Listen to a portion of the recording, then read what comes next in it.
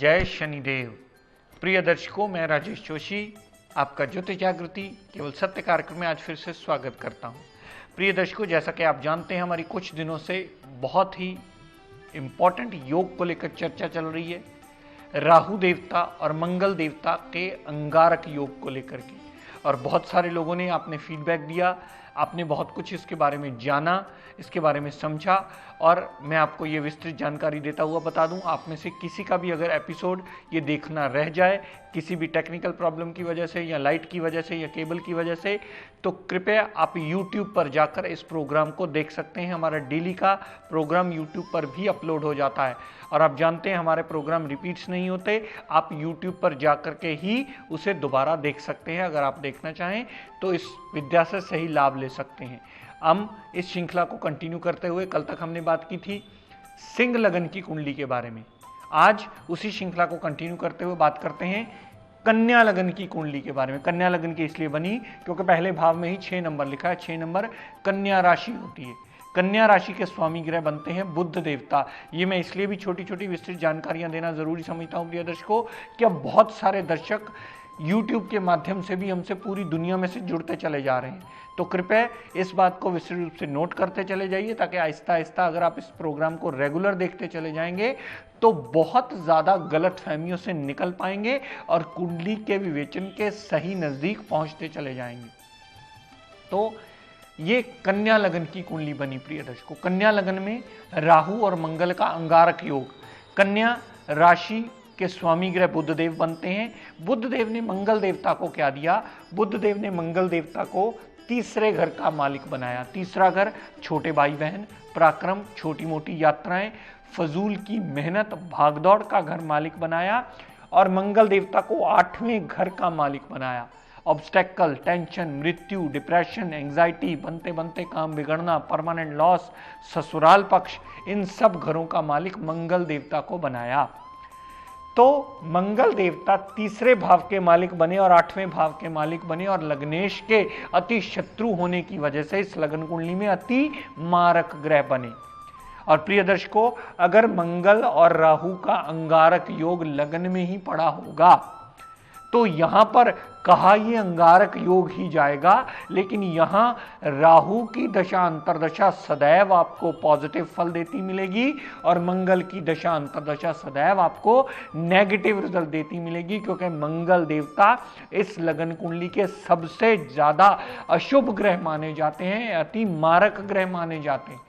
अगर लगन में पड़े होंगे और किसी ने कह दिया कि राहु की शांति करवा लो, आपका तो राहु मंगल इकट्ठा है, तो समझ लीजिएगा कि बेसिक पढ़ने में भी कहीं ना कहीं कमी है। यहां अगर मंगल राहु पड़े होंगे, अंगारक योग होगा, तो सदैव आपको राहु की शांति करवानी होगी।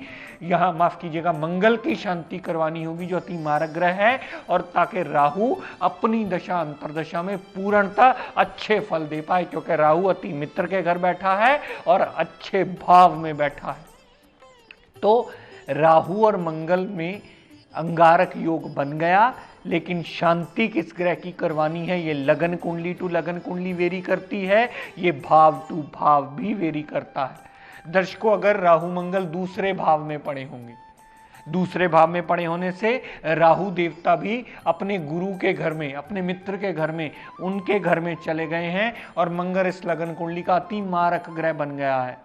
राहु देवता अपनी दशा अंतरदशा में जितनी उसमें डिग्री वाइज क्षमता होगी पूर्णतः पॉजिटिव रिजल्ट देता मिलेगा, और मंगल देवता जितनी उसमें डिग्री वाइज क्षमता होगी उतने प्रतिशत नेगेटिव रिजल्ट देता मिलेगा। तो अगर दूसरे भाव में राहु मंगल का अंगारक योग लगा तो यहां आपको सदैव शांति मंगल देवता की करवानी होगी, ताकि राहु अपनी दशा अंतरदशा में पॉजिटिव फल दे पाए और मंगल देवता उसे खराब ना कर पाए, मंगल देवता की शांति करवाएंगे तो राहु अच्छा रिजल्ट देने में और बाध्य होगा।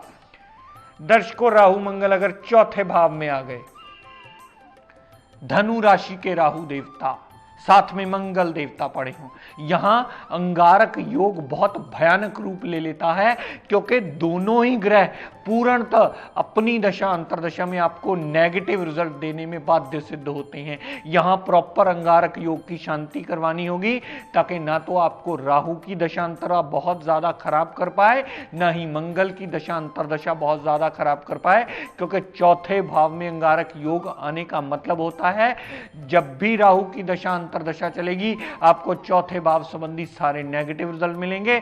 जब भी मंगल की दशा अंतरदशा चली तो भी आपको सारे नेगेटिव रिजल्ट मिलेंगे। और इन दोनों की अगर दशा चल पड़ी और कहीं आपका मकान, गाड़ी, भूमि, वाहन बनाने वाला हुआ या लेने वाला हुआ तो बहुत ज्यादा अटकलें बीच में खड़ी करता है, बहुत ज्यादा यह काम डिले होता है। जब तक आप इस प्रॉपर अंगारक योग की शांति नहीं करवा लेते, जब तक इन दोनों ग्रहों का दान पुण्य करके इन्हें शांत नहीं कर लेते, तब तक चौथे भाव के रिगार्डिंग आपको कोई भी पॉजिटिव रिजल्ट वो देने में सक्षम ही नहीं होते, जब तक उनको शांत नहीं करेंगे। जब शांत करेंगे तभी आप चौथे भाव से पॉजिटिव रिजल्ट ले सकते हैं।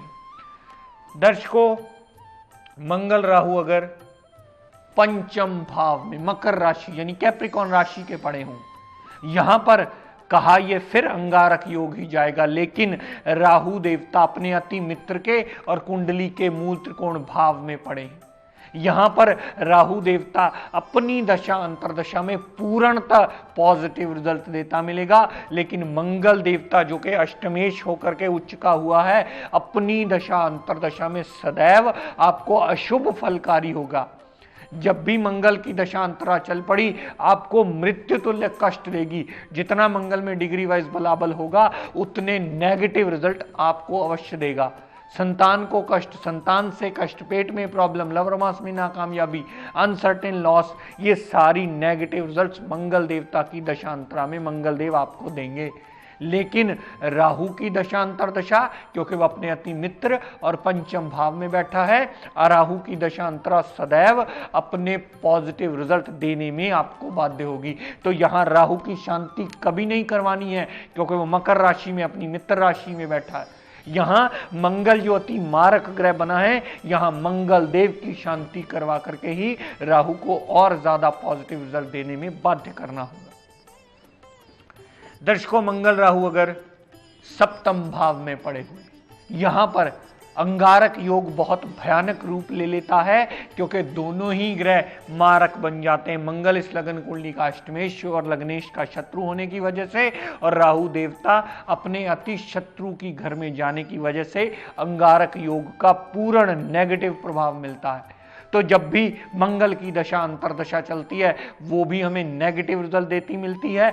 जब भी राहु देव की दशा अंतरदशा चलती है वो भी जातक को पूर्णतः दांपत्य सुख में कलह क्लेश, मेंटल पीस में प्रॉब्लम्स, दांपत्य सुख के साथ साथ पार्टनरशिप में प्रॉब्लम, डेली वेजेस में भी चलता चलता काम राहु की दशा अंतरा भी रोकने की काबिलियत रखती है, और मंगल की दशा अंतरा भी सदैव मृत्यु तुल्य कष्ट देती है जातक को। तो यहां अंगारक योग की प्रॉपर शांति करवानी होगी, ताकि दोनों ही ग्रह शांत होकर के आपको जीवन यापन जीने के लायक बना सकें, आपका जीवन यापन इतना हो पाए कि आप जिंदगी जीने के काबिल बना करके इसके पाप प्रभाव को कम कर पाएं।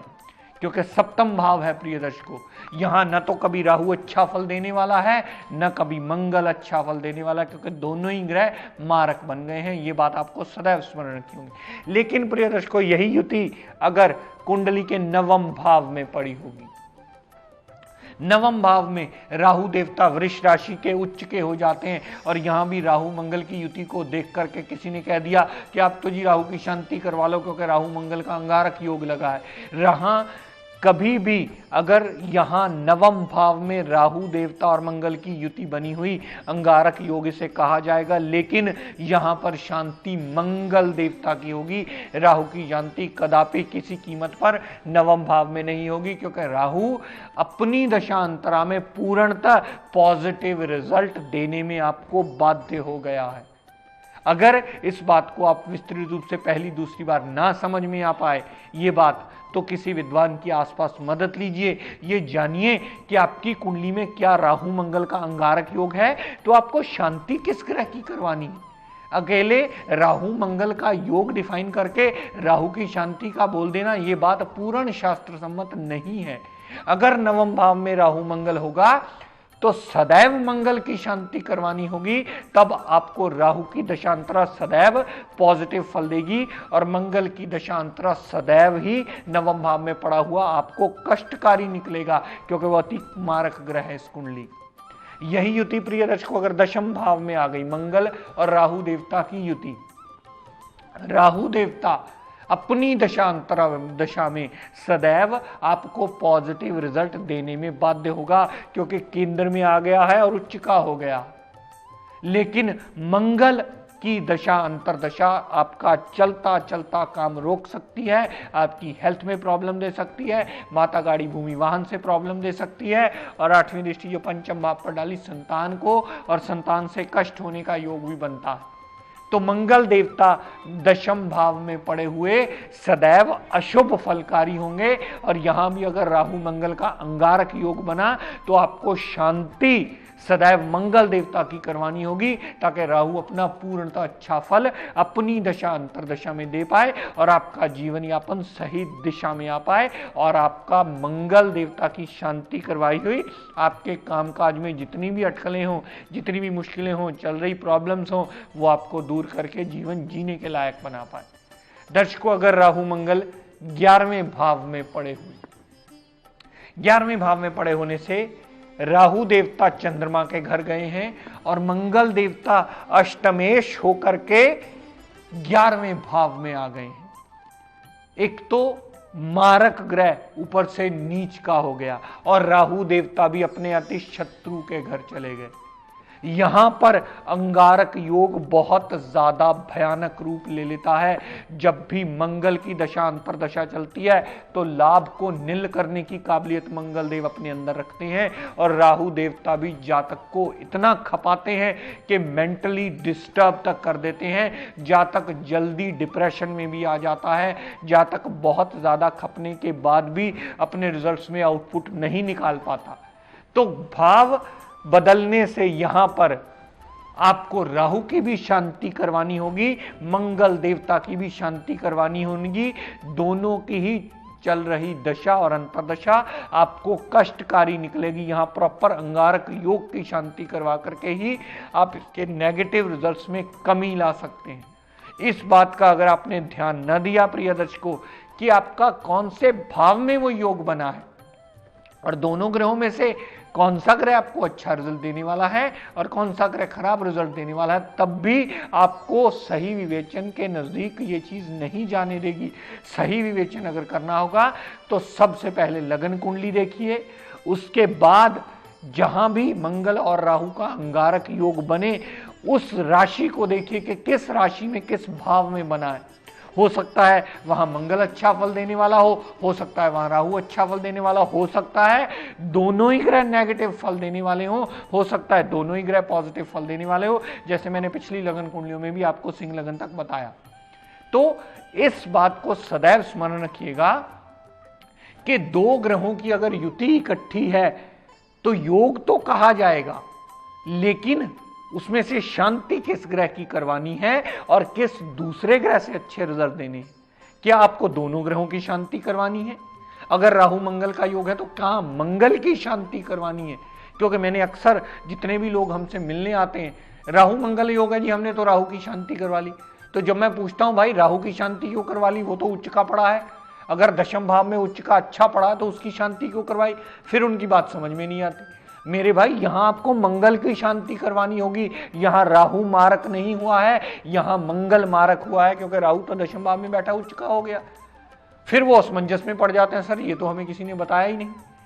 तो आपको ये जानकारी होना अति आवश्यक है कि किस ग्रह की आपको शांति करवानी है और कौन से दूसरे ग्रह से आपको अच्छे रिजल्ट देने में उसे बाध्य सिद्ध करना। तो प्रिय दर्शकों, आप ये डेली के एपिसोड्स यूट्यूब पर भी देख सकते हैं। आपका जो भी एपिसोड रह जाए यूट्यूब पर देख करके अपनी जानकारी में बढ़ोतरी कर सकते हैं। प्रिय दर्शकों, आज अपनी वाणी को यही विराम देता हूँ। हम सब के लिए मंगल कामना करता हूँ। शनिदेव से ये प्रार्थना करता हूँ कि हे शनिदेव, हम सब पर अपनी कृपा दृष्टि दया दृष्टि सदैव बनाए रखे। जय शनि।